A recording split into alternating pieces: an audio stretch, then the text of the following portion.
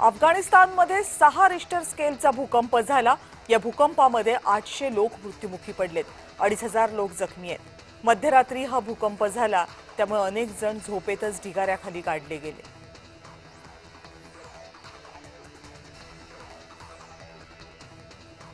भारतानं अमेरिकेवरील टॅरिफ कमी करण्याची ऑफर दिली आहे, असा दावा केलाय डोनाल्ड ट्रम्प यांनी। पण आता खूप उशीर झालाय।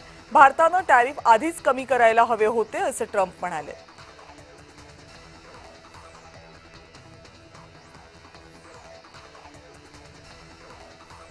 अमेरिकेसाठीची टपाल सेवा आता पूर्णपणे बंद करण्यात आली आहे। अमेरिकेतील टॅरिफमुळे भारतीय टपाल विभागानं हा निर्णय घेतलाय।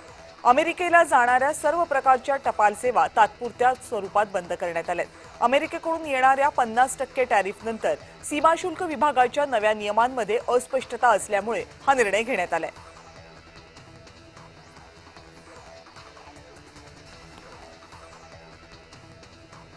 नागपूरहून कोलकात्याला जाणाऱ्या इंडिगोच्या विमानाला पक्षी धडकल्यामुळे फ्लाईटचं इमर्जन्सी लँडिंग करण्यात आलं।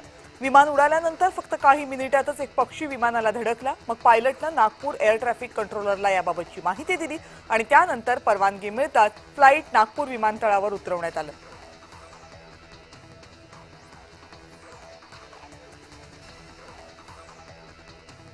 नाशिक ग्रामीण पोलिसांनी एक नाविन्यपूर्ण योजना आखली आहे।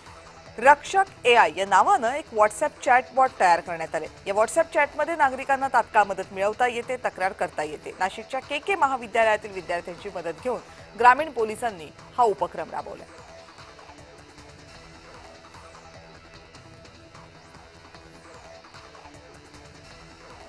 आणि भाजपचे माजी नगरसेवक उद्धव निमसे अजूनही पोलिसांच्या हाती लागत नाहीयेत। पोलिसांची 5 पथकं उद्धव निमसे यांच्या मागावर आहेत। परराज्यामध्ये सुद्धा त्यांचा शोध सुरू आहे। राहुल धोत्रे खून प्रकरणी निमसेंसह 13 जणांवर आडगाव पोलीस ठाण्यात गुन्हा दाखल करण्यात आलाय। घटनेच्या तपासासाठी SIT स्थापन करण्यात आली।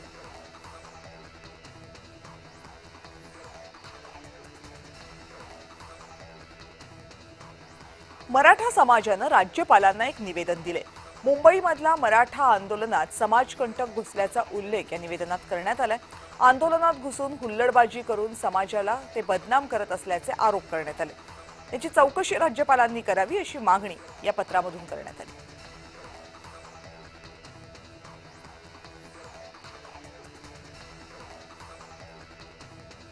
मराठा आंदोलनाच्या पार्श्वभूमीवर नवी मुंबईतल्या वाशी टोल नाक्यावर पोलिसांचा बंदोबस्त तैनात करण्यात आलाय। आंदोलनाला पाठिंबा देण्यासाठी जाणाऱ्या आंदोलकांच्या गाड्या अडवून त्यांची तपासणी केली जाते। अन्न पुरवठा करणाऱ्या वाहनांना मुंबईमध्ये सोडण्यात येतंय, पण वाहनांसोबत इतर आंदोलकांना रेल्वेने जाण्याचं आवाहन पोलीस करतात।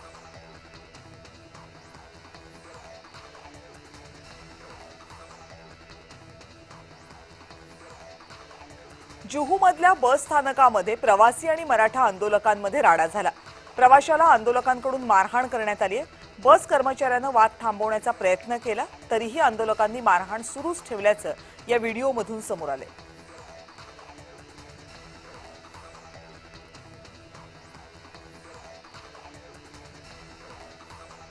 श्वानदंशाच्या वाढत्या घटना लक्षात घेता नागपूर महानगरपालिकेनं मिशन रेबीज कार्यक्रम सुरू केलाय। या कार्यक्रमाअंतर्गत शहरातील 20,000 कुत्र्यांना महानगरपालिकेतर्फे अँटी रेबीज वॅक्सिन दिलं जाणार आहे। वर्ल्ड वाईड वेटरनरी सर्व्हिस या संस्थेतर्फे लसीसह डॉक्टर आणि सहाय्यक मनपाला उपलब्ध करून दिले जाणार आहेत। 28 सप्टेंबरपर्यंत चालणाऱ्या या मोहिमेत प्राणीप्रेमींचा समावेशही करण्यात येणार आहे।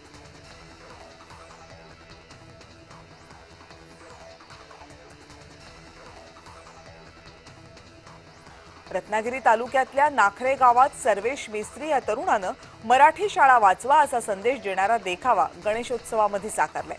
फक्त 8 दिवसांमध्ये इको फ्रेंडली वस्तूंपासून हा देखावा साकारला गेलाय। विशेष म्हणजे बाप्पाला शाळेच्या गणवेशामध्ये दाखवण्यात आले।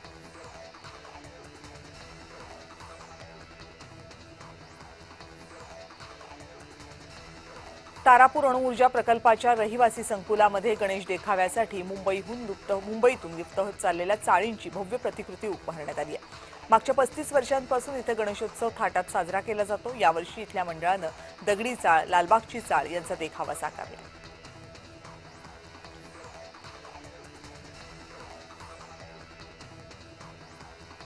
आणि कोकणामध्ये घरोघरी गेले 2 दिवस गौरी पूजनाचा उत्साह पाहायला मिळालाय। पालघर जिल्ह्यातल्या गावड कुटुंबियांच्या घरी परंपरेनुसार गौराईंचं आगमन झालं, पूजन झालं। मोठ्या उत्साहामध्ये हे सगळं पूजन पार पडलं। महिलाही नऊवारी साडी नेसून पारंपरिक गाणी गात गौरीची पूजा करताना दिसल्या।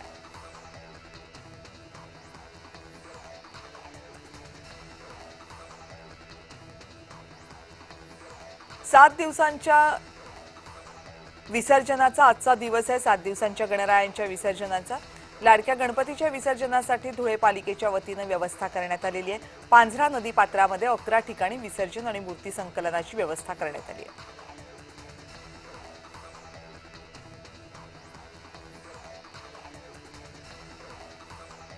पाटणमधल्या डाकेवाडी गावातील शेतीमित्र संदीप डाकवे यांनी अक्षर गणेशा रेखाटलाय। जय महाराष्ट्र या नावामध्ये अत्यंत कल्पकतेने गणपती बाप्पा रेखाटलेत। इतकंच नाही तर त्यांनी अक्षर गणेशा रेखाटून मिळालेलं 1 लाख रुपयांचा निधी गरजूंना वितरित केला।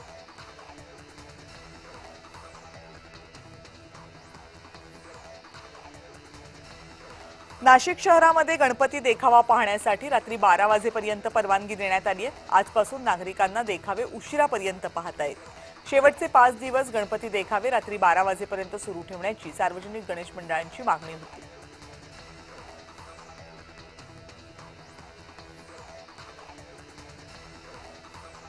जळगावमध्ये छत्रपती शिवाजी महाराज नगर मित्रमंडळानं शेगाव इथल्या गजानन महाराज मंदिराचा देखावा साकारलाय। देखावा पाहण्यासाठी भाविकांची गर्दी आहे। मंडळानं हुबेहूब शेगावमधल्या गजानन महाराज मंदिराची प्रतिकृती साकारली आहे।